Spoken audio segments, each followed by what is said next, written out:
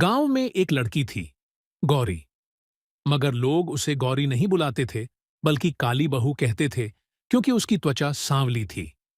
बचपन से ही उसे तानों और भेदभाव का सामना करना पड़ा। जब उसकी शादी हुई, तो ससुराल में भी उसे अपने रंग की वजह से तिरस्कार सहना पड़ा।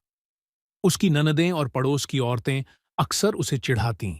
अरे, भाई को तो गोरी बहू चाहिए थी, ये काली कहां से आ गई?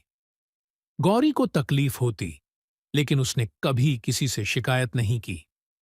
वह अपने पति सुरेश से भी कुछ नहीं कहती, क्योंकि उसे डर था कि कहीं वो भी उसे नापसंद न करने लगे।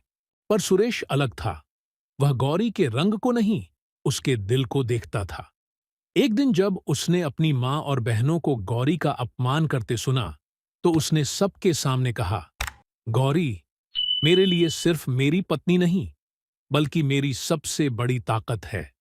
उसके रंग से नहीं, उसके गुणों से उसकी पहचान होनी चाहिए। सुरेश का इतना कहना था कि घर में सब चुप हो गए। धीरे धीरे गौरी के व्यवहार और मेहनत को देखकर ससुराल वालों का नजरिया बदलने लगा। गांव की औरतें भी उसे अपनाने लगीं।